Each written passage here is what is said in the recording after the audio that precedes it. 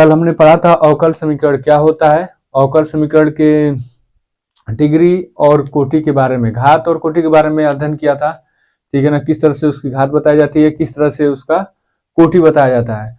फिर हमने स्वेस अचर काउंट करने का तरीका सिखाया था, और उम्मीद है आपको हमारी सब बात समझ में आई होगी, ठीक है। और आज हम लोग पढ़ेंगे अवकल समीकरण बनाना, किस तरह से हम अवकल समीकरण को बना पाएंगे, उसका हम ढंग सीखेंगे, ठीक है। तो वही हम लोग पढ़ेंगे, अवकल समीकरण को बनाना कैसे बनाया जाता है। अवकल समीकरण ध्यान से देखेंगे, ठीक है। अवकल समीकरण बनाना, ठीक है। कोई भी बेसिक इक्वेशन दिया रहेगा, ठीक है, और उस बेसिक इक्वेशन में हम लोग स्वेस अचर काउंट करेंगे। स्वेस अचर काउंट करने का तरीका हमने पिछली वीडियो में सिखाया है, अगर नहीं भी आया तो कोई बात नहीं, हम इसमें भी सिखाएंगे। धीरे धीरे हर एक बात समझ में आपको आएगी, तो बने रहे मेरे साथ और चलते हैं हम आगे। अवकल समीकरण बनाना, ठीक है। अवकल समीकरण बनाया जाता है और अवकल समीकरण को हल भी किया जाता है, ठीक है ना। होता है ना, जैसे आटे से रोटी बनाना और रोटी से आटा बनाना, तो वही काम इस चैप्टर में होने वाला है। पहले हम अवकल समीकरण बनाएंगे, ठीक है, और फिर अवकल समीकरण बन जाएगा तो फिर से उससे से कर्व का यानी कि बेसिक इक्वेशन लाएंगे। तो इससे पहले हम इसको डायरेक्ट समझते हैं क्वेश्चन के थ्रू। हमने पहला क्वेश्चन लिया, मान लिया हमारे पास एक इक्वेशन है y equal to A E के power X plus B into में ई के पावर एक्स, ठीक है, माइनस एक्स। तो यह एक कर्व दे रखा है, ठीक है ना, यह कोई अवकल समीकरण नहीं है। तो इसको हमें क्या करना है, अवकल समीकरण में चेंज करना है, बनाना है। तो इसके लिए हम स्वेस अचर को काउंट करेंगे, कितने आर्बिट्ररी कांस्टेंट है। तो एक यहाँ पे है ए और एक यहाँ पे है 2, तो 2 हो गए स्वेस अचर। इसका मतलब इसका 2 बार अवकलन करेंगे।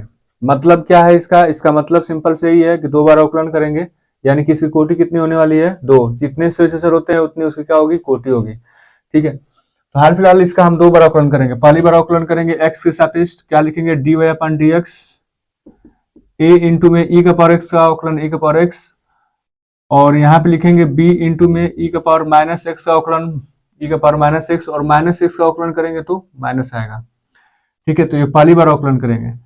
2 स्वेस अचर है तो 2 बार क्या कर लेंगे, इसका अवकलन कर लेंगे, ठीक।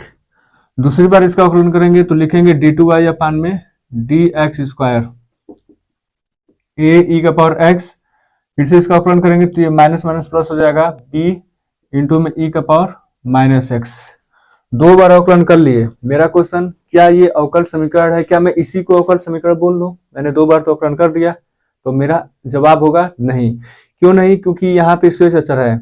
अवकल समीकरण तभी वैलिड होता है, ये अनुमति तभी देगा जब यहाँ पर ए और बी नहीं होने चाहिए, स्वेस अचर नहीं होने चाहिए। कल हमने परिभाषा पढ़ा था, ठीक है ना। तो यहाँ पर स्वेस अचर नहीं होना चाहिए। अवकल समीकरण का मतलब ये है, एक्स हो, वाई हो और अवकल गुणांक हो, या फिर कोई कांस्टेंट हो, लेकिन स्वेस अचर नहीं होने चाहिए, ठीक है। ए और बी नहीं होने चाहिए। तो क्या मैं इसको अवकल समीकरण बोल सकता हूँ? नहीं। तो क्या मैं अवकल समीकरण तभी बोलूंगा जब ए और बी हट जाएगा? हाँ। तो ए और बी को हटाने का तरीका क्या है? तो हम ऊपर वाले समझ लेंगे। यहाँ पे देखेंगे नहीं, इससे तो नहीं मिल रहा है, लेकिन इससे मिल रहा है, पहले वाले इक्वेशन से जो बेसिक था, ठीक है। ये वाली चीज और ये वाली चीज दोनों सेम है, तो मैं इसको क्या लिख सकता हूँ, y लिख सकता हूँ, डी टू वाई अपान में D X square equal to में इसको लिख सकता हूँ y, और यही हमारा अवकल समीकरण हो गया। यही हमारा क्या हो गया, अवकल समीकरण हो गया। इसमें किसी को कोई दिक्कत नहीं ना। ऐसे दूसरा का एग्जाम्पल अगर हम देखेंगे, सेकेंड एग्जाम्पल, तो सेकेंड एग्जाम्पल है a x square plus b y square equal to में सी। अब यहाँ पर हम देखेंगे कितने आर्बिट्रेरी कांस्टेंट है, काउंट करके दिखाएंगे। तो कल हम बताए थे कि यहाँ पर आर्बिट्रेरी कांस्टेंट यानी कि स्वेस अचर को गिनना पड़ता है, ठीक ना। कैसे पता करेंगे? तो जो सिंगल वाला है ना, इसे डिवाइड मारेंगे तो इधर जाएगा ए बाई सी होगा, बी बाई सी होगा, और इधर कितना बच जाएगा, 1। तो यहाँ पे ये नहीं है कि 1 2 3 आर्बिट्रेरी कांस्टेंट, नहीं, यहाँ पे सिर्फ और सिर्फ इसको चेंज करेंगे ना, तैसे लिखेंगे a by C X square b by C Y square equal to में 1। अब a बाई सी कोई दूसरा कांस्टेंट आएगा, b बाई सी कोई दूसरा कांस्टेंट आएगा, ठीक है, और एक तो प्योर कांस्टेंट है। तो हम इसका कितने स्वेस अचर है, सिर्फ 2, ये c नहीं है, ठीक है ना, 2 स्वेस अचर है। ध्यान से देखेंगे तो स्वेस अचर कितने हो गए, तो स्वेस अचर की संख्या हो गई 2, ठीक है। तो हम 2 बार इसका अवकलन करेंगे। पहली बार अवकलन करेंगे तो क्या लिखेंगे 2ax, ठीक है, और x अवकलन करेंगे तो 1 आ जाएगा। फिर लिखेंगे 2by पावर आगे आ जाता है, अवकलन यहाँ पे सिखा नहीं सकते, dy अपान में dx और c कांस्टेंट है, इसका अवकलन करेंगे तो 0। फिर 2 से 2 भाग लगा देंगे, 2 से 2 कट जाएगा, डिवाइड लगा देंगे तो ये कितना बचेगा ax प्लस में by dy upon dx equal to में 0। फिर हम इसका दोबारा अवकलन करेंगे, अभी तो पहली बार अवकलन किए हैं, दोबारा अवकलन करेंगे। दोबारा अवकलन करेंगे तो कितना हो जाएगा, a जगह थोड़ा सा छोड़ लेंगे, a प्लस b, हम इनका एक साथ अवकलन करेंगे, फर्स्ट इंटू सेकेंड, ठीक है, फर्स्ट इंटू सेकेंड का अवकलन, dy अपान dx का अवकलन जब हम करने जाएंगे तो d2 dx स्क्वायर हो जाएगा, प्लस सेकेंड इंटू फर्स्ट का अवकलन, तो dy अपान dx, ये सेकेंड है, और फर्स्ट का अवकलन करेंगे तो कितना आ जाएगा, y का अवकलन करेंगे dy अपान dx, तो इसका स्क्वायर हो जाएगा। यहाँ तक दिक्कत नहीं ना, होना भी नहीं चाहिए। क्या मैं इसको अवकल समीकरण बोल दूं, नहीं, क्यों नहीं बोल पाऊंगा, क्योंकि यहाँ पे a और b है, स्वेस अचर नहीं होने चाहिए, दूर दूर तक दिखने नहीं चाहिए, तब ये जाकर क्या हो जाएगा, अवकल समीकरण बन जाएगा। तो क्या मैं इसको हटा सकता हूँ, हाँ मैं इसको हटा सकता हूँ। कैसे हटाऊंगा, यहाँ से हट जाएगा। पहले इसको मैं थोड़ा सा सॉल्व कर लूं, ध्यान से अगर देखा जाएगा तो ये लिखा हुआ है y d2y dx स्क्वायर, ठीक है ना, d2y dx square plus dy अपान में dx का स्क्वायर इक्वल टू में माइनस a बाई बी। क्या अब मैं बोल सकता हूं, नहीं, अभी भी a और b है तो इसको गायब करना है, ठीक है। तो हम पीछे वाला जो इक्वेशन है ना, ये वाला इक्वेशन, इस वाले इक्वेशन से हम बदल लेंगे, ठीक है। इसको जैसे हम थोड़ा सा सॉल्व करेंगे ना, तो यहाँ से हमको मान मिल जाएगा, ठीक है, किसका, तो y dy अपान dx को हमने यहीं पर रोका, ठीक है, इधर हमने ax को भेजा तो माइनस ax, हमने पूरे ax को भेजा इधर, ठीक है, तो माइनस ax और बटे में यहाँ पे क्या हो जाएगा b, और ये जो x है ना इधर जाएगा तो क्या हो जाएगा, भाग हो जाएगा, तो x को इधर रोक लिया।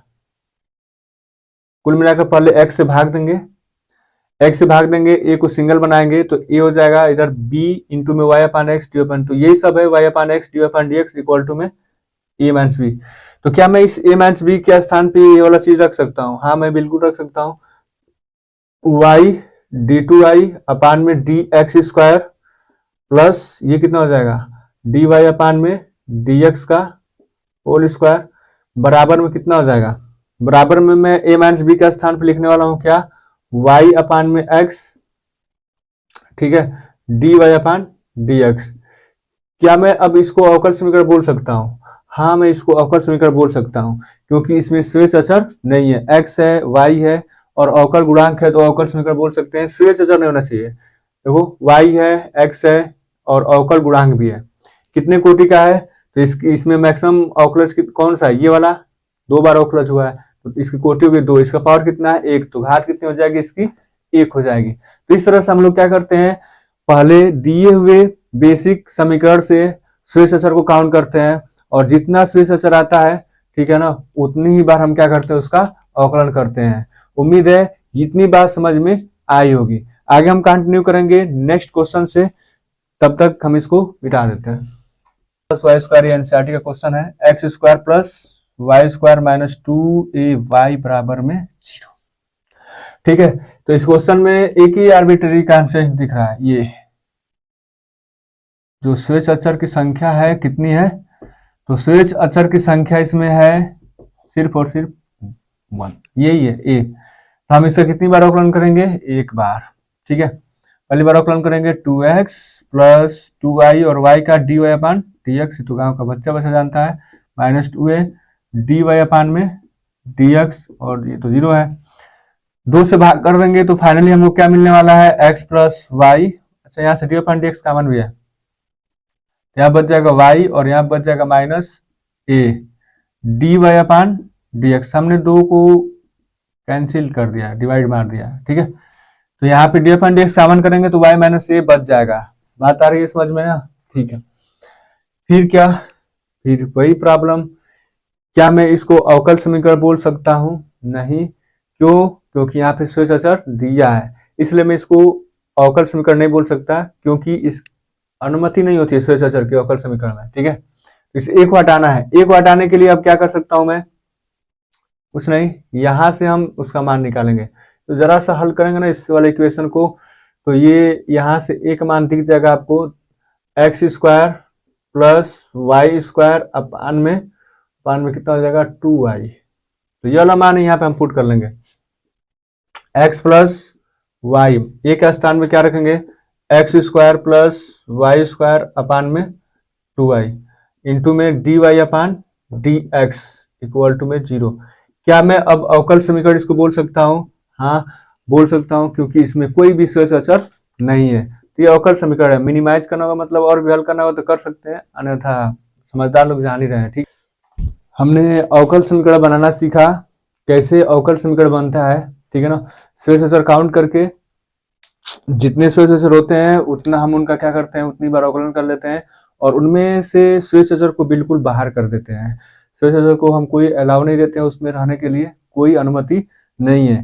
तो जो D Y upon D x यानी कि अवकल गुणांक या फिर एक्स और वाई के रूप में जो भी हमें इक्वेशन मिल जाता है उसको हम लोग बोल देते हैं कि यही क्या है, अवकल समीकरण है। अब हम लोग पढ़ेंगे अवकल समीकरण का हल, जो कि बहुत इंपॉर्टेंट है परीक्षा की दृष्टि से। एग्जाम में क्वेश्चन यही से बनते हैं, एक तो डिग्री और घात से पूछेगा, ठीक है ना, और पूछेगा तो पूछेगा कहाँ से पूछेगा, अवकल समीकरण के हल से। तो बहुत इंपॉर्टेंट है परीक्षा की दृष्टि से, तो ध्यान से पढ़ना होगा आपको और ध्यान लगाना होगा, ठीक है। तो हम पढ़ेंगे अवकल समीकरण का हल। अवकल समीकरण के हल में अगर हम बात करेंगे तो इसमें हमें एक अवकल समीकरण दिया रहेगा और उसको सॉल्व करके हमें बेसिक इक्वेशन लाना होता है। अवकल समीकरण का हल, इसके समीकरण के हल से जो भी हमें बेसिक इक्वेशन मिलेगा, ठीक है ना, उसी को हम लोग पूर्वक बोलते हैं। उसी को क्या बोल देंगे, पूर्वक, ठीक है। तो ये इसको सॉल्व करने की कुल कितनी विधियां हैं, तो विधियां की बात करेंगे तो टोटल विधियां हैं 4 मुख्य रूप से। अवकल समीकरण का हल निकालने के लिए 4 विधियां हैं। एक तो होता है, ठीक है ना, variable separable, variable separable method. Second जो मेथड होता है इसका, रिड्यूसिबल टू वेरिएबल सेपरेबल, ठीक है ना। फिर एक होमोजेनियस वाला होता है, समघाती वाला, ठीक है। जैसे अगर हम बात करेंगे होमोजेनियस, जिसको बोल सकते हैं हम लोग होमोजेनियस इक्वेशन, और चौथे नंबर पे आएगा बर्नौली वाला, लीनियर, बर्नौली नहीं बोलेंगे सॉरी, होमोजेनियस इक्वेशन। एक होगा लीनियर, ठीक है, डिफरेंशियल इक्वेशन, शॉर्टकट में इसको LDE बोलते हैं, ठीक है ना। और ये भी होमोजेनियस डिफरेंशियल इक्वेशन है, तो इसको हम लोग शॉर्टकट में क्या बोलते हैं, हड्डी बोलते हैं, HDE, ठीक। तो वेरिएबल सेपरेबल मेथड, इसमें कुछ नहीं है, जो भी चर होंगे जैसे एक्स और वाई, उनको क्या करेंगे, सेपरेट करेंगे, अलग अलग करेंगे, और अलग अलग करने के बाद हम उनका क्या कर लेंगे, समाकलन। जब हम अवकल समीकरण बनाते हैं तो अवकलन करते हैं, ठीक है ना, और जब हम अवकल समीकरण का हल निकालते हैं तो वहां पे हमें समाकलन करना होता है, जिससे हमें बेसिक इक्वेशन मिल जाती है, जिनसे अवकल समीकरण बना था, ठीक है ना। जिस बेसिक इक्वेशन से अवकल समीकरण बना था उसी का अगर हम समाकलन करेंगे उस अवकल समीकरण का, तो हमें पुनः क्या मिल जाएगा, बेसिक समीकरण। तो कुछ होता नहीं इस चैप्टर में, हम दो काम करते हैं, ठीक ना, आटे से रोटी बनाना और रोटी से आटा बनाना, यही कंसेप्ट है इसका, और कुछ है नहीं। एक बार हम अवकल समीकरण बनाए हैं, किससे बनाए हैं, तो बेसिक इक्वेशन से, ठीक है ना। किसी भी चीज का कर्व दे रखा था, चाहे वो परवलय हो, चाहे वृत्त हो, ठीक है ना, चाहे स्ट्रेट लाइन हो, इन सब का इक्वेशन दिया था और हम उससे क्या किए थे, अवकल समीकरण बनाए थे श्रेष्ठ अचर को काउंट करते हुए, ठीक है। अब हमें जो अवकल समीकरण मिला है उसका समाकलन करेंगे तो हमें पुनः क्या मिल जाएगा, कर्व मिल जाएगा। परवलय का कर्व मिल सकता है, अति परवलय का मिल सकता है, ठीक ना, या फिर कोई भी कर्व हमें मिल सकता है अकॉर्डिंग टू क्वेश्चन, ठीक है। तो अवकल समीकरण का हल हम देखेंगे तो 4 विधियां हैं, ठीक है। फर्स्ट जो मेथड है, बेसिक जो मेथड है, वेरिएबल सेपरेबल, जो कि बहुत इजी है, बहुत आसान है। दूसरा का जो मेथड है रिड्यूसिबल, रिड्यूसिबल का मतलब होता है रिड्यूस करना, ठीक है ना, बदलना, कम करना, चेंज करना। वेरिएबल सेपरेबल, तो कुछ क्वेश्चन ऐसे होंगे जो जिनमें एक्स और वाई को अलग नहीं कर पाएंगे, तो उनमें हमें क्या करना पड़ेगा, थोड़ा सा सॉल्व करना पड़ेगा, और सॉल्व करने के बाद फिर से हम वेरिएबल सेपरेबल मेथड लगा लेंगे। फिर होमोजीनियस समघाती वाला, जिसमें एक्स और वाई की घात सेम होगी। फिर लीनियर डिफरेंशियल इक्वेशन, ठीक है ना, वही वाला D Y upon D X plus में पी वाई इक्वल टू में क्यू वाला, तो वो भी 2-3 एक टाइप एक्स्ट्रा भी होता है, उसकी बात हम करेंगे। हाल फिलहाल ये 4 विधियां हैं और सबसे फर्स्ट मेथड हम लोग पढ़ेंगे, ठीक है, वेरिएबल सेपरेबल मेथड। कुछ होता नहीं है, बस नाम है, तरीका तो हम ऐसे ही सिखा देंगे। नाम जानना जरूरी है, नहीं भी याद रहेगा तो क्या फर्क पड़ता है अपन को, अपन तो ऐसे ही हल कर लेंगे, समझ रहे हैं ना। हाँ, तो सबसे पहले हम लोग मेथड पढ़ेंगे वेरिएबल सेपरेबल मेथड, और इसी मेथड से हम लोग क्वेश्चन को सॉल्व करेंगे। फर्स्ट मेथड, जैसे हमारे सामने क्वेश्चन होगा D Y upon D x, बहुत आसान क्वेश्चन हमने लिया, वाई अपान में एक्स। क्या यहाँ पर वेरिएबल जो दे रखे हैं एक्स और वाई, क्या इनको अलग किया जा सकता है? हाँ, कर सकते हैं, बिल्कुल आसान है। हम वाई वाले को वाई की तरफ लेकर जाएंगे और एक्स वाले को एक्स की तरफ लेकर जाएंगे, मतलब एक्स वाला एक तरफ करेंगे और वाई वाले को एक तरफ करेंगे, और उसके बाद क्वेश्चन को सॉल्व करेंगे। उम्मीद है मेरी बात समझ में आ रही है, ठीक है। और ये हो जाएगा डी एक्स अपान में एक्स। अब इतना करने के बाद क्या करना होगा, सोचो। इतना करने के बाद हमें समाकलन करना है, इधर का और इधर का, दोनों पक्षों का समाकलन करेंगे। क्या ये डी वाई अपान वाई, क्या ये लॉग एक्स, जैसे डी एक्स अपान एक्स का लॉग एक्स होता है, क्या ये लॉग वाई लिखा हुआ है? देखो, इसका समाकलन लॉग वाई और इसका समाकलन कितना आ जाएगा, लॉग एक्स, ठीक है ना। नोट करके लिख लेना। अगर हम समाकलन कर रहे हैं तो इधर भी लॉग आ गया और इधर भी लॉग आ गया, तो जो हम कांस्टेंट लिखने जाएंगे तो अब की बार सी नहीं लिखेंगे, गलती से भी सी नहीं लिखेंगे। अगर लॉग है, ये भी लॉग है, तो कांस्टेंट लिखेंगे तो क्या लिखेंगे, लॉग में सी। जैसे अगर ये साइन इनवर्स होता, ये भी साइन इनवर्स होता, तो कांस्टेंट में हम क्या लिखते हैं, साइन इनवर्स सी लिखते हैं, ठीक है। तो इसका ध्यान रखना है, ठीक है, मैंने कहीं लिखवाया नहीं है, फिर भी इतना ध्यान रखना कि अगर लॉग है, ये भी लॉग है, तो कांस्टेंट भी लॉग में लिखा जाएगा। क्या होगा इससे, एल एन वाई मतलब लॉग वाई, और इनका हम मल्टीप्लाई कर लेंगे एक्स और सी का, तो कितना हो जाएगा, सी एक्स। इससे कट जाएगा तो वाई बराबर कितना आ जाएगा, सी एक्स। यही क्या है, अवकल समीकरण का हल है। अवकल समीकरण के हल में दूर दूर तक हमें D Y upon D x यानी कि अवकल गुणांक नहीं दिखेंगे, हमें सिर्फ और सिर्फ क्या दिखने वाला है, एक बेसिक इक्वेशन दिखने वाला है। इसी को हम लोग क्या बोलते हैं, पूर्वक, ठीक है ना। इसी को हम लोग क्या बोलते हैं, पूर्वक। देखो, एक कांस्टेंट है, तो एक कांस्टेंट है मतलब एक आर्बिट्रेरी कांस्टेंट है, तो हमने इसका एक बार अवकलन करके ये वाला इक्वेशन लाया है, ठीक है। तो हम यहां से एक बार अवकलन करेंगे तो ये मिल जाएगा, और इसका समाकलन करेंगे तो ये मिल जाएगा। ये हो रहा है ना। देखो, आटा से रोटी बनाना और रोटी से आटा बनाना, इधर से इधर जाएंगे तो क्या करना पड़ेगा, डिफ्रेंसिएशन, और इधर से इधर जाएंगे तो क्या करना पड़ेगा, इंटीग्रेशन, ठीक है। तो यही दो तरीके हैं, मतलब यही दो रास्ते हैं, ठीक है ना। बेसिक इक्वेशन से अवकल समीकरण बनाना और अवकल समीकरण से फिर से बेसिक इक्वेशन बनाना, जिसको पूरक बोलते हैं। ठीक है, तो ये इसका राइट आंसर है। ये सबसे आसान क्वेश्चन था, बेसिक क्वेश्चन था, इसलिए हमने आसान क्वेश्चन उठाया। और भी क्वेश्चन हमारे सामने है जिसको हम वेरिएबल सेपरेबल मेथड से हल करेंगे। ठीक, मेरी बात समझ में आ रही है? मेरी बात समझ में आ रही है ना, तो वीडियो को शेयर जरूर करना, दूर दूर तक फैला दो, धरती से लेकर आसमान तक फैला दो। ठीक है ना, सबको पता चल जाए। ठीक, आगे जो हम क्वेश्चन लेने वाले हैं, ठीक है, उस क्वेश्चन का सबसे आसान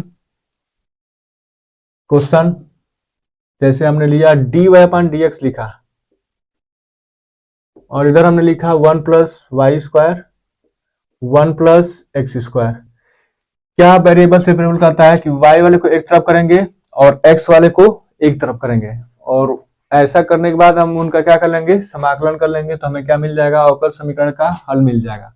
ठीक है, तो हम dy/dx के नीचे क्या लिखेंगे, ये वाला 1 + y² dx, इसके नीचे क्या लिखेंगे, 1 + x²। क्या x और y अलग हो गए? हाँ, हो गए। तो क्या करूंगा अब, समाकलन, इसका समाकलन करेंगे दोनों साइड का। ठीक है, समाकलन करेंगे तो किसी चीज का फार्मूला होता है, बोलो किसका होता है, tan 1y। ये किसका होगा, tan 1x। क्या मैं कांस्टेंट c लिखूं? नहीं। अगर ये भी tan 1 है, ये भी tan 1 है, तो कांस्टेंट c मैं नहीं लिखूंगा, मैं क्या लिखने वाला हूं यहाँ पे, tan 1c। तो फाइनली हमें क्या मिलने वाला है, इसका आंसर, फाइनली हमें इसका आंसर मिल जाएगा tan 1। ये यही तक सोल्यूशन नहीं है, इसको हल करना होगा। इसको हम लोग क्या लिखेंगे, tan 1, इसको लिखेंगे ना x + c 1 - xc। तो ये tan से tan कैंसिल हो जाएगा, y = कितना आ जाएगा, x + c 1 + cx। तो इतना हल कर लेंगे। ठीक है, या फिर हम यहीं पर भी आंसर लिख देंगे तो कोई गलत नहीं है, क्योंकि हमें dy/dx को हटाना है। तो आगे इसमें फार्मूला लगाने की कोई जरूरत नहीं है, tan 1 में आंसर आ गया, तो यही हमारा फाइनली क्या हो जाएगा, आंसर। कोई दिक्कत नहीं ना, आगे हल करना चाहेंगे तो लगा सकते हैं इनवर्स त्रिकोणमिति का फार्मूला, कोई बात नहीं, यहाँ तक जाएंगे तब भी कोई दिक्कत नहीं है। अब भाई आगे और भी क्वेश्चन है।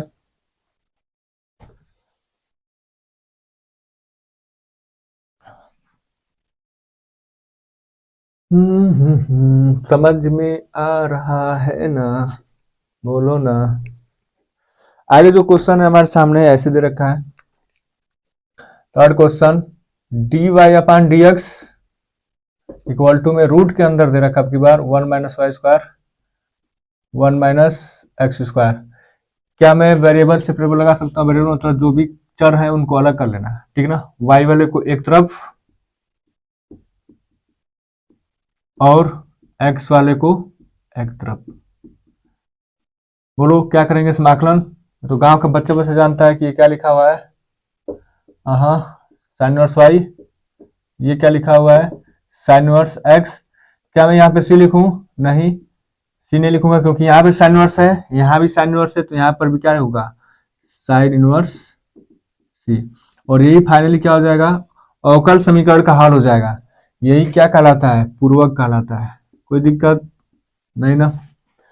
ठीक है, तो ऐसे तमाम क्वेश्चन हमको हल करने के लिए मिलेंगे। एक और क्वेश्चन हम सॉल्व कर लेते हैं, 4th नंबर। 4th नंबर जो क्वेश्चन है ना, उसमें दे रखा है हमें dy/dx, ये जानबूझकर आसान क्वेश्चन है, xy प्लस में y, और यहाँ पे दे रखा है xy प्लस में x। अब इसको अलग करेंगे, क्या ऊपर कुछ कॉमन दिख रहा है, हाँ ऊपर तो y कॉमन है, यहाँ बच जाएगा x + 1, और में क्या कॉमन है, x, तो y + 1, ये हो जाएगा। ठीक है, y कॉमन करेंगे तो अंश में बचेगा x + 1, और हर में x कॉमन करेंगे तो y + 1। अब हम क्या करेंगे, y वाले को एक तरफ, ये y यहाँ पे आएगा, ये y ऊपर चला जाएगा, कुल मिलाकर ऐसे हो जाएगा y + 1 अपान में वाई डी वाई, और इधर हो जाएगा अगर देखेंगे ध्यान से तो x प्लस 1 अपान में x इंटू में डी एक्स, इनका समाकलन और इनका समाकलन। ठीक, फिर क्या, यहाँ पे भाग करेंगे तो ये हो जाएगा 1 प्लस 1 बटा में y डी वाई, और यहाँ पे भाग करेंगे तो 1 plus 1 by x D x.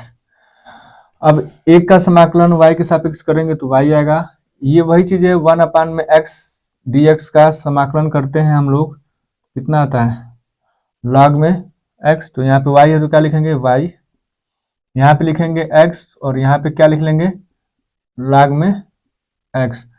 अब यहाँ पे सब कुछ log में नहीं चल रहा है, जैसे ये y हो गया, ये x हो गया, ये log है ये, तो यहाँ पे हम नॉर्मल कांस्टेंट c लिख लेंगे। बाकी इनको हम इधर बुला सकते हैं और हल कर सकते हैं, सबको इधर बुलाकर।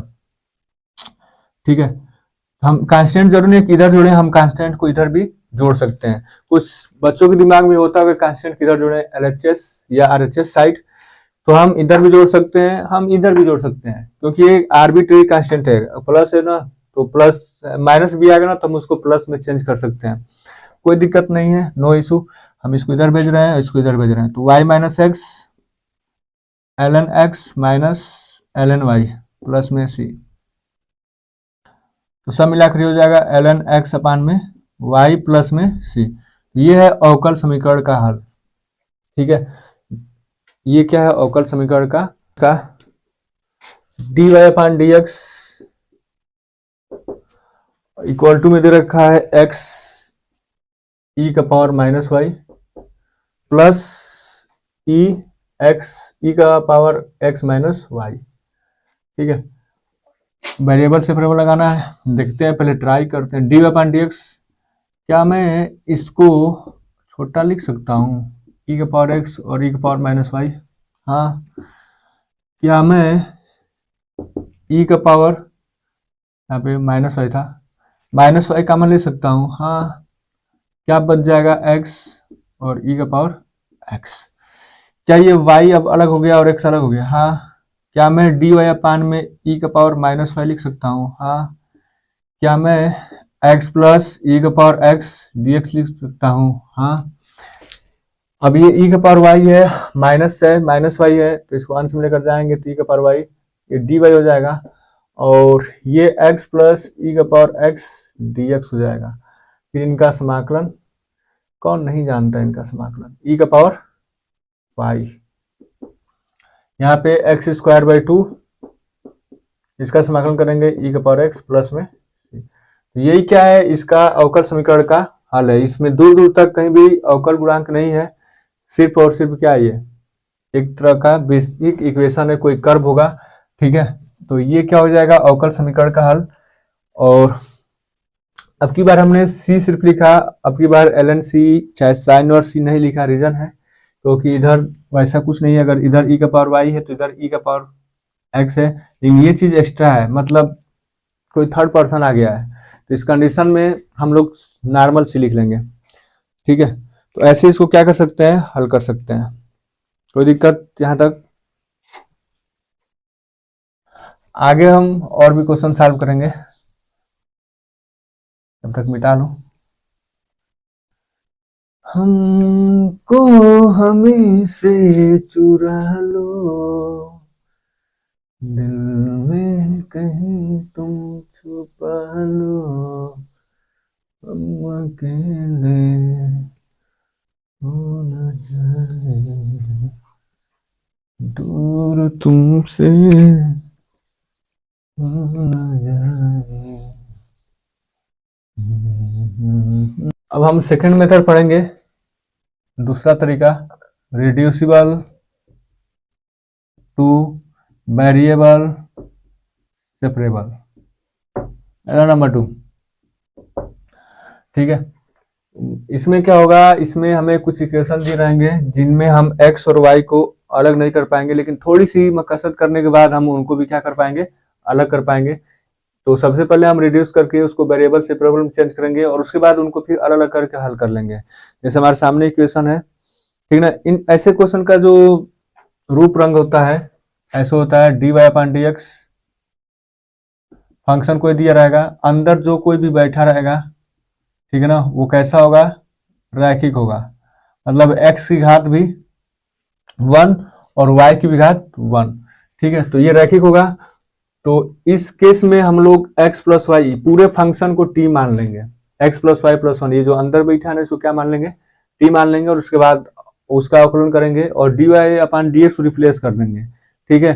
फॉर एग्जाम्पल जैसे अगर हम बात करेंगे, इसको हमने क्या मान लेना है, x plus y plus 1 equal to t मान लेना है। x का अवकलन करेंगे 1 आएगा, d Y upon D x हो जाएगा, 1 का 0 होगा, d t upon D x हो जाएगा। तो यहाँ से हम डी अपान डी एक्स का मान जो भी आएगा रिप्लेस कर देंगे, यहाँ पे रख देंगे।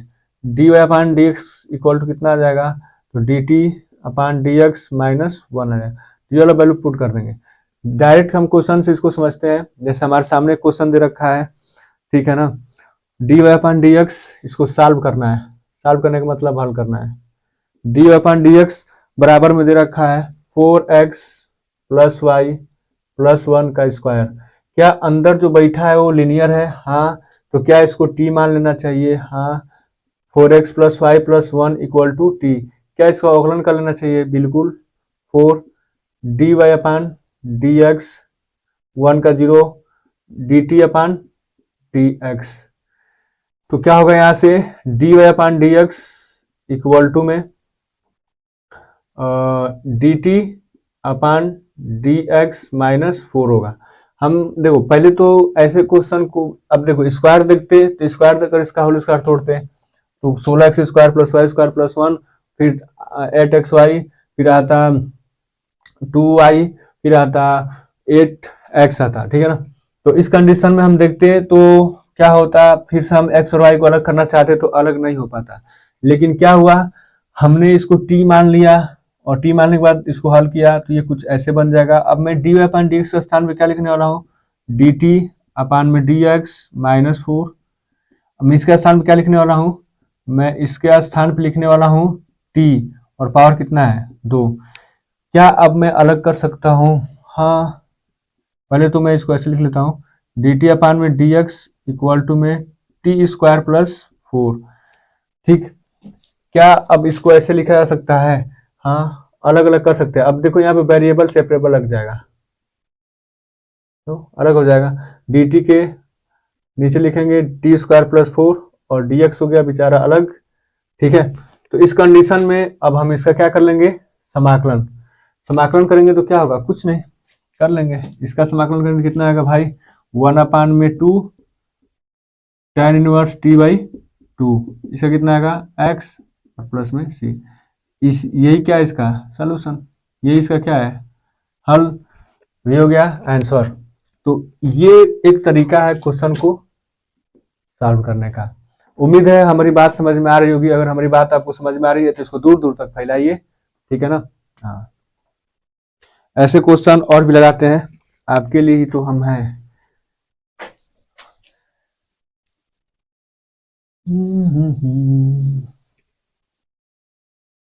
जैसे अगर हम देखेंगे तो हमारे पास एक क्वेश्चन है इस तरीके का, d Y upon D x sine x plus y, ये सब नॉलेज बढ़ाने के लिए है, ठीक है ना। क्या मैं अलग अलग कर सकता हूँ एक्स और वाई को, नहीं, एक्स और वाई को अलग अलग नहीं किया जा सकता है ऐसे क्वेश्चन में। तो ऐसे क्वेश्चन का एक ही इलाज है, चेक करेंगे क्या ये रैखिक है, क्या एक्स का पावर 1 वाई का पावर 1, हाँ है, तो क्या सोच लिए, हाँ सोच लिए, क्या सोचे, तो एक्स प्लस वाई को क्या मान लो, टी मान लो। मानने के बाद बचपन से ही क्या करते हैं, अवकलन, एक्स का एक्स के सापेक्ष अवकलन 1, वाई का लिखेंगे D Y upon D x और टी का लिखेंगे D t upon D x. नहीं समझे, समझ जाओ, कभी तो काम आएगा। डी टी अपान में डी एक्स माइनस 1, ये वाला वैल्यू हम कहाँ रखेंगे, यहाँ पर, ठीक है। तो ये D Y upon D x का जो स्थान लेने वाला है D t upon D x minus 1, ये भाई साहब हो जाएगा साइन टी और ये हो जाएगा कास टी। कोई दिक्कत यहाँ तक नहीं ना, होना भी नहीं चाहिए।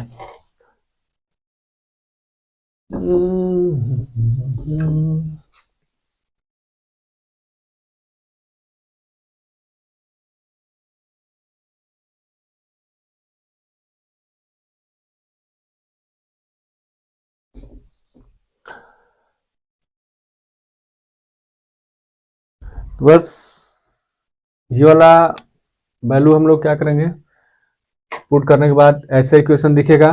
ठीक है, तो हम क्या देख रहे हैं, d t upon D x, ये हो गया 1 plus sine t plus cos t. अब मैं ना डी एक्स को अलग डी टी को अलग लिखूंगा, तो हो जाएगा 1 plus sine t plus cos t equal to में डी एक्स। बताओ ऐसे क्वेश्चन को सॉल्व करने का क्या तरीका है। हाँ, हाफ वाले एंगल में चेंज करेंगे, वो भी tan के। साइन का भी फार्मूला tan के रूप में होता है, कास का भी फार्मूला tan के रूप में होता है। मैं उसी रूप में लिखने वाला हूँ, रूप बदल लूंगा इसका मैं। 1 प्लस इसको लिखूंगा 2 tan t बाई 2। ठीक है, 1 plus tan square t by 2। इसको मैं क्या लिखूंगा, कास टी को, तो इसको लिखूंगा 1 minus tan square t by 2, 1 plus tan square t by 2। ठीक है, इतना लिखने के बाद खुश हो जाना, क्योंकि फार्मूला याद करना पड़ता है। ठीक है, पढ़े होंगे तो याद होगा। एलसीएम बराबर है, ठीक है, तो कभी ना कभी एलसीएम जो बराबर है ना, तो इसका इसमें मल्टीप्लाई होकर और ये अंश में चला जाएगा। तो मैं ऊपर लिखने वाला हूँ 1 plus tan square t by 2 d t, और हर में कितना हो जाएगा 1 plus tan square t by 2, फिर ये 2 tan t बाई 2, फिर ये 1 minus tan square t by 2 equal to में डी एक्स। ठीक है, ये तो सेक स्क्वायर हो जाएगा, sec square t by 2 d t. ये हो जाएगा ना, tan स्क्वायर टी से ये कैंसिल हो जाएगा, तो ये हो जाएगा 2 प्लस 2 tan t बाई 2, इधर हो जाएगा डी एक्स। इतनी बात समझ में आई, 1 और 1 2, और ये 2 tan t बाई 2। फिर से हम लोग क्या करेंगे, कुछ नहीं, यहाँ से 2 कॉमन कर लेंगे और समाकलन कर लेंगे। ठीक, देखो 2 कॉमन करेंगे तो 1 बाई 2 हमने कॉमन कर लिया, sec square t by 2 d t, और ये हो जाएगा ना 1 प्लस tan t बाई 2। इधर क्या बच गया, डी एक्स, इधर बच गया डी एक्स। ठीक है, दोनों पक्षों का समाकलन कर लेंगे। समाकलन करेंगे तो क्या होगा, 1 बाई 2, ध्यान से देखेंगे, हर का अवकलन करेंगे 1 प्लस tan t बाई 2 का, तो अंश आ जाएगा। tan t बाई 2 का अवकलन करेंगे ना, तो tan t बाई 2 1 का 0, tan t बाई 2 का अवकलन करेंगे तो sec स्क्वायर t बाई 2, और t बाई 2 का अवकलन करेंगे तो 1 बाई 2 आ जाएगा। ये जो 1 बाई 2 है ना, मैं इसको जरा सा और ढंग से लिखूंगा तो यहाँ लिख दूंगा। तो कहीं ना कहीं, ठीक है ना, कहीं ना कहीं हर का अवकलन अंश है, करके देख लेंगे। ठीक है ना, 1 प्लस tan t बाई 2 का अवकलन करेंगे तो 1 का 0, tan t बाई 2 का अवकलन करेंगे तो sec स्क्वायर t बाई 2, और t बाई 2 का अवकलन करेंगे तो 1 बाई 2 आ जाएगा। तो हम इसको डायरेक्टली लिख सकते हैं, लाग में हर 1 प्लस, ये वैसे ही है डी एक्स अपान में एक्स जैसे, tan t बाई 2, और ये हो गया कितना, x। ठीक है, अब क्या है कि t के स्थान पे हम लोग लिखेंगे x प्लस वाई, लास्ट में लिखना पड़ेगा 1 अपान में 2, लॉग में चाहे 2 का इधर मल्टीप्लाई कर लिया, ये हो जाएगा लॉग में 1 plus tan x plus y upon में 2, और इधर जगह 2x और 2c।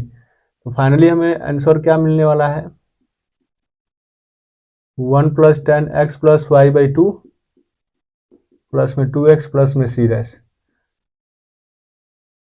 तो फाइनली हमको ये आंसर मिल जाएगा। इसमें किसी को दिक्कत, मेरी बात समझ में आ रही है ना, आ रही है, आ रही है तो वेरी गुड, थैंक यू, कोई प्रॉब्लम नहीं होनी चाहिए। ठीक, तो कुछ भी माने थे लास्ट में रखना पड़ता है, तो ये हमारा आंसर आ जाएगा।